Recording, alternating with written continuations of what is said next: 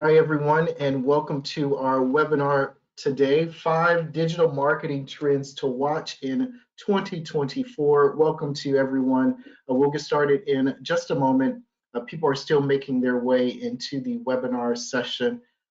But for those of you who are here, while we're waiting, if you can go to the questions or the chat area in our webinar portal and type in your name, the name of your business, and the industry that you're in. That would be really helpful. It's always great to see who we have on the call. So just do that, type your name, the name of your business, and the industry that you're in, and I'll be able to see that as we move forward. Again, welcome to our webinar, and we'll get started in just a second. Awesome. Thank you all for taking to the chat to introduce yourselves. We appreciate that. All right, I think we've got a good number to go, and so we'll go ahead and dive in. Again, welcome to this live webinar, 5 Digital Marketing Trends to Watch in 2024. If this is your first time joining us for our webinars, welcome. And allow me to share a little bit with you about LOCALiQ. We are a multi-channel digital marketing agency.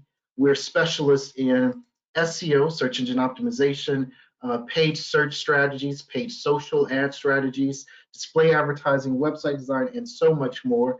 We are part of the NewsQuest Media Group and more than 200 trusted news brands across the UK. And so if you want to incorporate print marketing into your integrated marketing strategy, we can help you with that as well. Today, this is our agenda. We'll discuss using AI to enhance campaign management. AI tools are helping teams make their campaigns very responsive and dynamic to the market. So we're going to talk about how that can benefit your business and how you can take advantage of that. Pillar-based marketing and how that is a leading SEO strategy as marketers navigate search engine algorithm updates.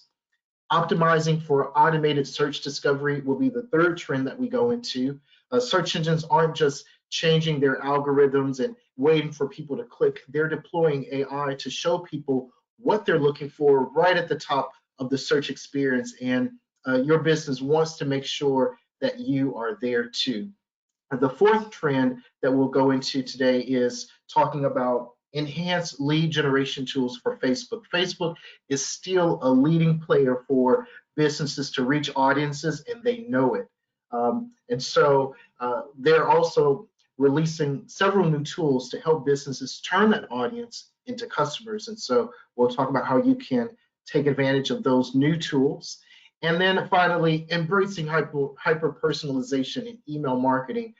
Here we'll talk about the updates that consumers will appreciate because it'll help decrease some of the unwanted emails and spam that's coming through inboxes. But as a business marketer, we're going to have to get smarter about how we get beyond that firewall and into people's email inboxes. So that's the agenda for today. I'm your host, Brandon Griffin. I'm head of B2B marketing for LOCALiQ. Again, thank you to everyone who's going to the chat in the questions area to introduce yourself. Please let us know your name, your business, and the industry that you're servicing. And it's always great to see who we have in our sessions. All right, so with that, let's go ahead and get started. So setting the foundation for our webinar and the trends that we're going to discuss today is our State of Digital Marketing report, which is back for the second year. And this year we've got more than 30 pages of new data for you to benchmark your marketing performance against and see how other businesses like yours are building their 2024 marketing strategies. This report explores trending topics, challenges, budgets, marketing goals according to more than 500 businesses across the UK. So if you haven't downloaded your copy, be sure to do so. In fact, you're going to get the PowerPoint slides from today's webinar in your inbox within 24 hours. And when you get the slides, you'll be able to just click on this link or any of the links that I'm going to share with you. You'll just be able to click on that button. Or if you want it today, right now, you could just go to our website and download it. All right. All right, so as we move into our first trend, 2023 was a big year for the topic of AI. But we found that 77% of businesses said that they don't use AI, and it's because of their lack of understanding. But there is still a good percentage of businesses, however, that are using AI. In fact, 44% of businesses are utilizing AI in their marketing strategy. And when they use AI, this is how they've said it's helped their business. 68% say AI increases the volume of marketing output, and the quality, 42% has suggested that. And they're even using AI to help bridge the skills gap that they're seeing within their team. I know that one big fear is that AI is going to replace jobs, but that's not what our survey found. Our survey found that, in fact, most expect for their team size to either increase or just stay the same with increased output. So that was really, really interesting. That we found in that survey in the report. So let me give this to you. If you are part of the 77% of businesses that don't understand AI, here's a quick resource. If you'd like to learn more about AI in digital marketing, when you receive the slides, just click on this Learn More link, and it'll take you to our blog on our website that talks about new opportunities and challenges that are coming into marketing with the use of AI. And so if you're a part of that 77% that still need to learn a bit more about what AI is, this is a really good resource for you. But if you are a part of that 44% who are utilizing AI, or you would like to use AI, here are some additional tips that we've got for you. And it actually takes us to officially our first trend, which is learning how to use AI to enhance your campaign management. So there's still a good percentage here. 49% of businesses are using AI for campaign optimization, and then on the other end of the spectrum here, on the other end of the spectrum, we've got only 13% that are using AI for customer service. And so this is a real quick, easy win for your business. If you want to utilize AI for customer service, you just have to incorporate all of those frequently asked questions that you probably already have for your business on your website. Just import them into a chatbot widget that will allow people on your website to ask questions to the chatbot. The chatbot then refers to your database of frequently asked questions to supply the answers. So if you just implement that, you're already using AI. So that's a really good, quick, easy win and a good use case. And then for campaign optimization, the recommendation here, is that gone are the days where you set up the keywords for your paid search campaign and you set up the text ads and you leave it running for months and months at a time. Your business should want to turbocharge your campaigns with intelligent budget optimization and conversion-driven insights. So what does that mean? That means that you're using the data that's coming in. Your campaign is learning about everyone who's clicking your ad and everyone who's not clicking your ad, and then using that information to make smarter bidding choices for those CPC environments and overall budget decisions as well in terms of which platforms your campaign should put budget to.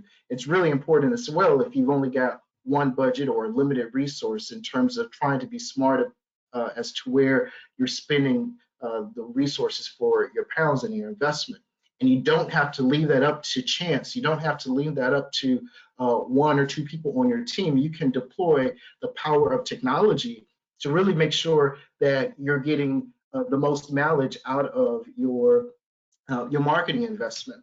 And so here at LOCALiQ, we've got technology that will not only take the insights from your campaign, but it'll take the insights from more than 10,000 campaigns that we have running from the US to the UK worldwide, and your campaign will benefit from that. We have conversion-based optimization, so we aren't just, or your campaign won't just bid for clicks, but our campaigns can actually identify not just the people who will click on your ad, but the people who click on your ad and then call your business or complete those inquiry forms on your website. It takes into account all of those different data points to then help your business make the decision as to where you should show up on the search results page and other demos. I can't give it justice or do it justice in terms of explaining it very quickly. So I encourage you to book a demo with our team and they can take you through it and show you how your business specifically could benefit from using this type of technology. Trend number 2 is we're talking about SEO here, and we found that 38% of businesses wish they had more skill and resources to implement SEO. Search engine optimization has a lot of areas and can get very technical very quickly. So it's understandable as to why marketers want and feel the need to learn more in this particular area. But not a problem if you are a part of this 38%, because we've got an SEO Masterclass series that we just wrapped up, and it's available to watch on demand on our website. So whether you're just getting started in SEO or you've been at it for a while and you're looking for some advanced strategies to implement, feel free to watch any of these sessions, and I'm sure you'll be able to walk away with some really helpful tips to implement for your strategy. Again, you could click on these links once you receive the webinar slides, or you can go to our website and look at the resources section, and they're there right now if you want to do that. So getting back to our trend, here's the landscape today of search engine result pages. You're probably familiar with it. Up here at the top, you have paid ads. This is where people pay to show up. Your business is paying essentially CPC, cost per click. There's a cost every time someone clicks on your ad. But down below here are where the organic results show up.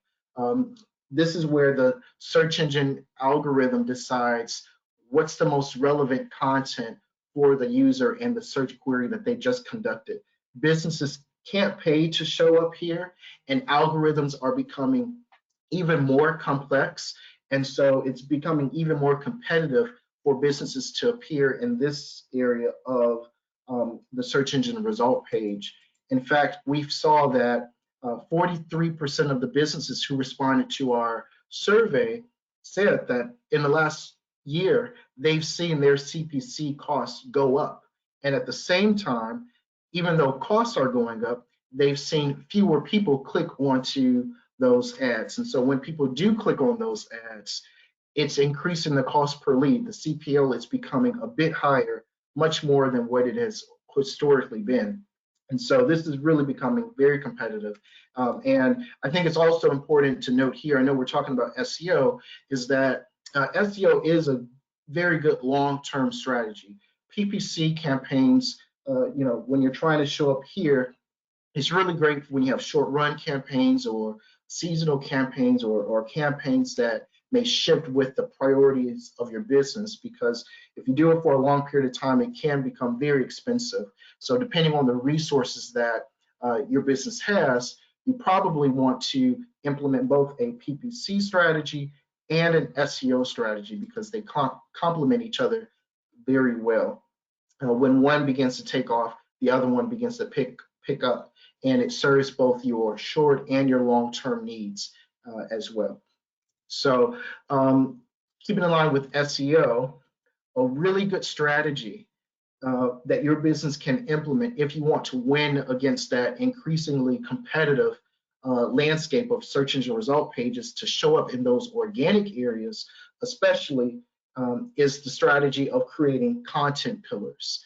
These are groups of web pages used to establish authority around typically particular subjects on your website, around your product, around your business, and each, let me show this one here. This is a good visual. Yeah, so each topic cluster includes typically like a pillar page that provides a broad overview of a topic, and then it links out to other associated pages. And so this is a good example of like a travel and leisure website, and they're talking about planning a vacation, planning a holiday to Disney World. And so this is the main page. And then from this main page, it breaks off into subtopics. So your business can do the same thing to implement this pillar type content strategy. If you want to go into this a little bit more and learn how you can implement it, I encourage you to go back and watch one of those webinars that I just shared from our SEO masterclass, because we did a real good deep dive into those and how your business can implement it. And we even talked about tools like Answer the Public and also Ask.com, which are really great tools for your business to understand like what questions people are asking around your business, around your product or service topics, so that way you can include that in your content and your pillar-based strategy. So be sure to watch that on that SEO masterclass session, and we go into it in much more depth. Trend number 3 that we're going to talk about is optimizing your website, optimizing your business for automated search discovery. And so here, the big players are Bing and Google. First, let's focus on Bing.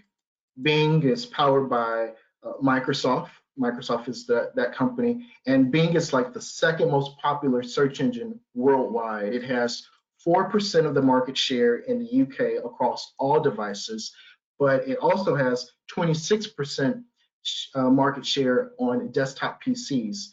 And that's really significant because it may not sound like a lot of percentage, but that's nearly 980 million searches every day that take place on desktop computers alone in the UK. And so it's very likely that more of your customers are using Bing than you think. And so I'll come back to why that's especially important for you in a moment. But let's talk about what's happening over at Bing. So in 2023, Microsoft launched their AI-powered Bing and Edge. It's their search engine and their Edge browser combined, and it's taking the browsing experience to a whole nother level, combining search, browsing chat functionalities, and even a unified AI-driven interface. And so you don't have to open 2-3 browsers to conduct your web search and then go over here to talk to ChatGPT to get some more clarity. It's all together. They're rebranding themselves as a co-pilot so that consumers and users feel like there's always someone there with you who can help you on your journey. You aren't by yourself in trying to find out the answers to the things you want to do. And they're even introducing some other things like deep search, which is taking Bing's and search engine's ability to answer even the most complex questions and give you the most detailed answers. It's taken it to a whole nother level. And so what that means for business is improved search experiences. It's going to be able to lead to more visibility for your business, showing up relevant content to users who are searching. And they're even mindful that businesses want to protect the information that their employees are putting into it, and they want to protect the information that these search engines are showing, and so they're putting some safeguards up related to that. So a lot happening in that space, a little complex. But here are some tips for the new Bing if you're interested. Number one, I would say make sure you just get started on Bing. A lot of businesses, when we talk about search engine marketing, the first search platform that gets a lot of attention is Google. But that's why I wanted to put that earlier stat on to show how much market share Bing has. And so I would suggest as a takeaway for your business is to, number one, make sure you're on Bing, because it's not an automatic. A lot of agencies may just focus your strategy on Google, so you want to ask questions. If you want to learn how you can start your advertising account, again, here's a good webinar that you can watch and just click on at your leisure. We go to it in detail. And the other thing I would say here is to really make sure your content on your website is very detailed and very specific, because the new search engines with this automated features will love that detail and specificity. And so this actually complements the previous trend that we talked about with that pillar-based strategy. Those two work together very well. Next, let's talk about Google. And I know I'm going fast, but again, I want to try to get as much as I can in within the time we have. And you will get the recording of today's session, so you'll be able to play it back at your own speed if you like. And if you have questions along the way, feel free to type your questions in the chat, and we'll make sure we get those answered for you. But moving on with this one, the next player in this space is Google.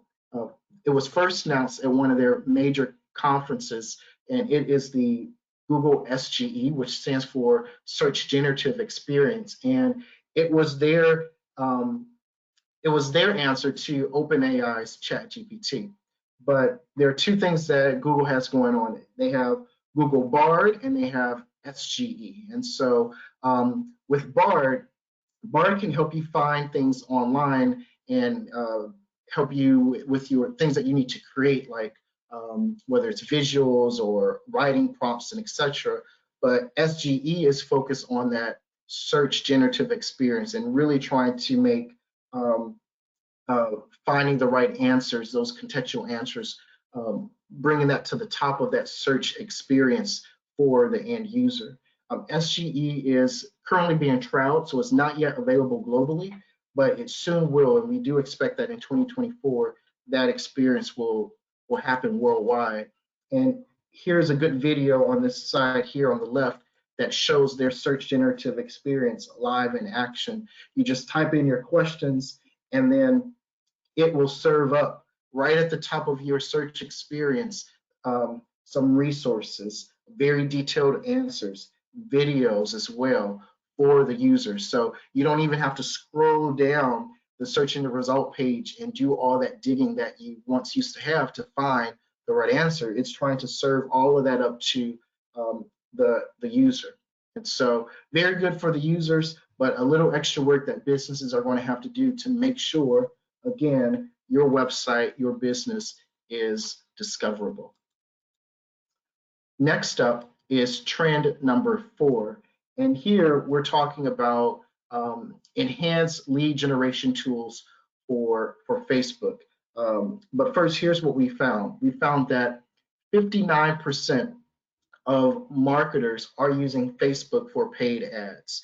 Facebook is still a leader in this space despite new platforms and some audience shifts. You know, we've heard in the news and conversations about people are leaving Facebook to go to other platforms. But we found that 59% of marketers are still using it, and we found that 29% of businesses are using Facebook for paid ads versus organic marketing. So they're putting more paid resource into Facebook for those ads, those lead ads, etc., than they are the organic marketing, which is you could say the basic management of your Facebook business page, your Facebook fan page, coming up with all those different posts, trying to post pictures of your employees and teams regularly every day. A little less focus there and a little bit more focus on just using these paid ads and taking advantage of all of those targeting capabilities that Facebook makes available at your fingertips. And so we also found these two things that are really important I wanted to share. Facebook is still one of the top channels where marketers are investing their marketing pounds, and is also where they're seeing the most return for their advertising spend when compared to other channels like Google, TikTok, X, even LinkedIn. But we know LinkedIn also has its special niche market for especially that B2B audience. So that's some context. And here is what's happening for in that whole space of Facebook. Meta is adding new tools this year on Facebook and Instagram to help businesses get better leads. Um, they're rolling out 5 new lead generation ad tools, AI features, and CRM partnerships designed to really improve campaign performance and help marketers save time and both money. And so these are the 5 new lead gen ad tools that they're deploying. I won't go through each one, but I will just kind of make note of a few of them. This first one is really good. It's click to WhatsApp lead generation type.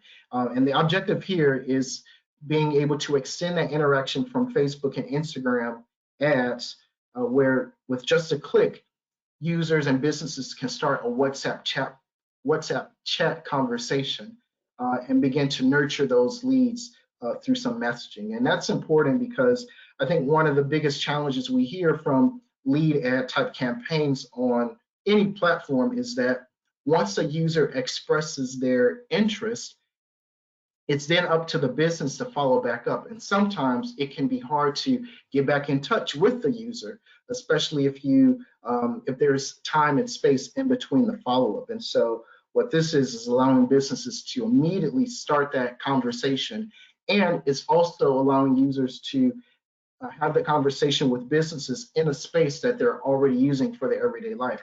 A lot of people are using WhatsApp to just carry on everyday messages with their family and friends. And so to give businesses the ability to integrate themselves in those spaces where customers are, all the better.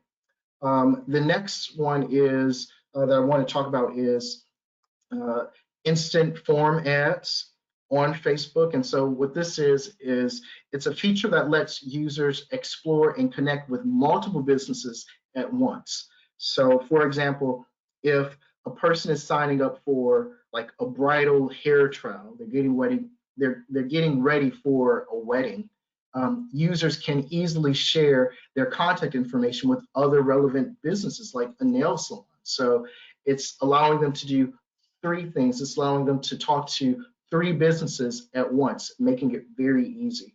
It's a really convenient solution for users, and it's going to give businesses more opportunity to be discovered from other customers who are currently in the market. The other big one, number 5, that I'll go into is talking about Facebook's integration with HubSpot. HubSpot, many of you on the call may use. It's a very popular CRM, customer relationship management type tool. We use it here at LOCALiQ. It's really efficient. It's really robust in terms of helping you see the data and the information that you have around a customer and their whole life journey and cycle with your business. And then you can use that information to create more targeted marketing strategies and approaches, and even just service that customer better in that whole client success aspect of your business. And so Meta and Facebook are making it very easy for businesses to take the leads that are coming through the Meta and Facebook platform and then translating that or transferring that information to the CRM tool so your sales team can make those calls to those leads, make notes against those customers, and be able to, again, push them further along that sales journey. So really great and powerful tools there. And then the 5th trend that we'll go into talks about email marketing and embracing hyper-personalization in email marketing. We found that 40% of businesses have seen a decrease in email open rates. And I know you may be part like me, who every year you try to get to email 0 with 0 unread emails in your inbox. And so it's a big challenge. And businesses are feeling it, that users are opening their emails less. And so here's what's happening. This is the big change. Google, again, a big player, not just in search, but they're a big player as well in email because they have their email product, Gmail. And so they've initiated some changes primarily to enhance user experience by curbing that influx of spam and irrelevant emails that we get. And so they're targeting senders, or they're targeting businesses who send emails like more than 5,000 emails a day to Gmail users, and they're hoping to create a more refined inbox experience. And so they're employing more requirements for senders, and so businesses will have to implement some more email authentication type steps, and those are going to be protocols that help validate the legitimacy of their email, the legitimacy of their business, to ensure that their emails aren't falsified emails, or just to make sure their emails aren't trying to fish for personal information or classify as spam. They're going to require businesses to make sure that it's very easy for users to unsubscribe to those emails, because they'll say, well, if a person sees this email and they can't easily unsubscribe, then you're probably going to keep sending that type of email to that person, and so they're going to ping against that. So that's what's happening, and those are some of the implications. And so for businesses, what that means is you're going to have reduced spam for users. And so for businesses complying with these new requirements, if you do it, you can result in better inbox placements showing up in those users' inboxes, and it's going to increase the visibility for those legitimate emails. It's going to reduce the clutter in users' inboxes, which is going to increase the chances of you getting higher engagement rates with your emails, especially for relevant content. Necessity of compliance is going to be important. And then also, I guess the potential impact of AI here, AI generated content for emails could potentially circumvent the existing mechanisms that are in place for email inboxes to identify spam. And so businesses are going to have to use new strategies to identify and create more genuine communication, as opposed to defaulting to the help of AI to help with writing prompts for email copy and such. And so you're going to have to get smarter in terms about how you make it more genuine coming across. So some tips here, if you want to, if email marketing is a really big part of your strategy, tips here is focus on authenticity and authentication. Learn about those protocols that your business can implement, so that it makes sure that when your emails are received by the Google servers or the email provider servers, it identifies you and your email as a genuine and secure email. And your recipients will appreciate that. It'll make it past that firewall, and it'll increase your open and engagement rates. Simplify unsubscription. Again, make it very easy. Reduce the stress of people having to dig and find out how to unsubscribe. And also, we've talked to some businesses. What they found is that just because you make that unsubscribe button more accessible and more visible, doesn't necessarily mean that people are going to opt out of your email. Sometimes it's just knowing that they have that ability, that power to unsubscribe when they do want to, will keep them from unsubscribing in a haste or just in an impromptu choice of decision. And then content personalization, number 3, that's the last one that I will focus in on here. And that is, you want to make sure you're crafting targeted and personalized messages in your content and sending them to the relevant audiences. You want to get away from, if you've got 5,000 people on your business's email list, you want to get away from sending the same email to all 5,000 people. Instead, you want to try to create segmented lists. Try to take in all that information that you're collecting about your users, about the people on your subscription list. And you can use tools like HubSpot to help you create attributions against different people on your list, so that way you can put them into those segmented lists, and you can send them more curated, targeted campaigns. And when you do that, the probability of your emails being flagged as spam will reduce, and the likeliness of users engaging with your emails will increase as well significantly too.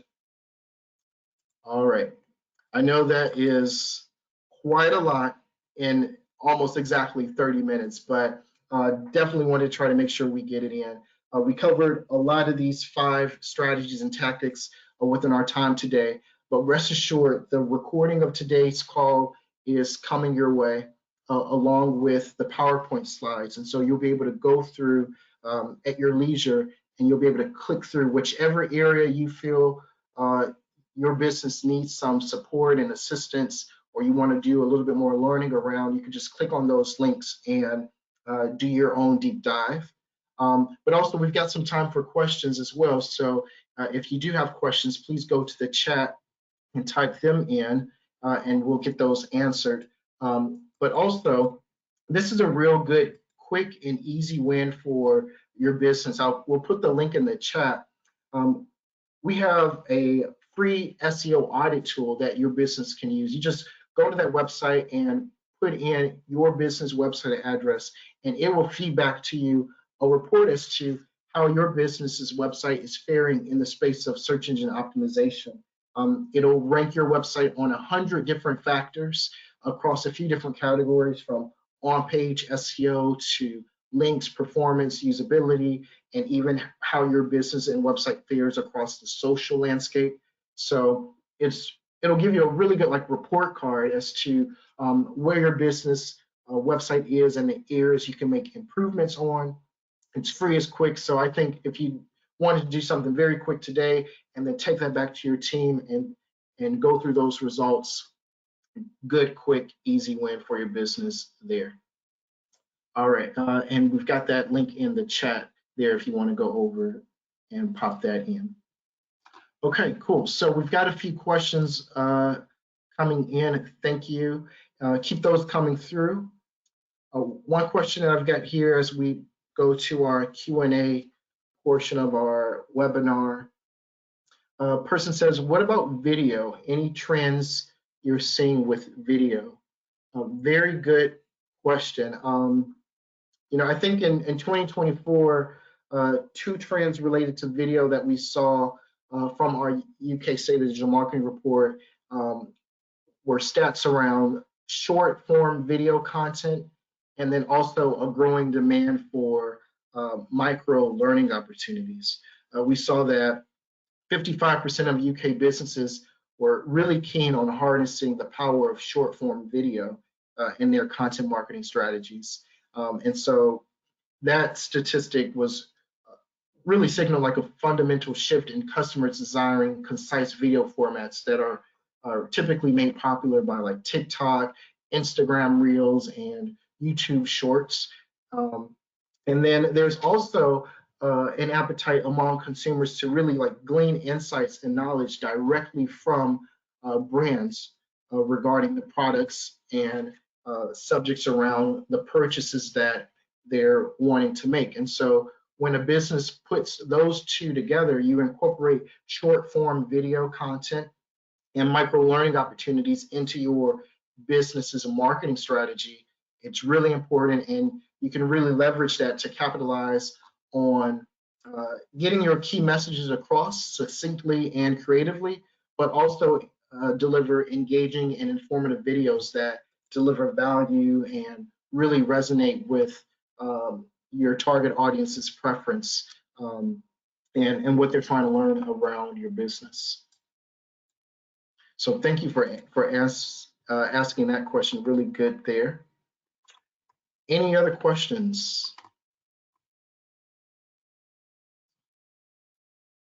Okay. I think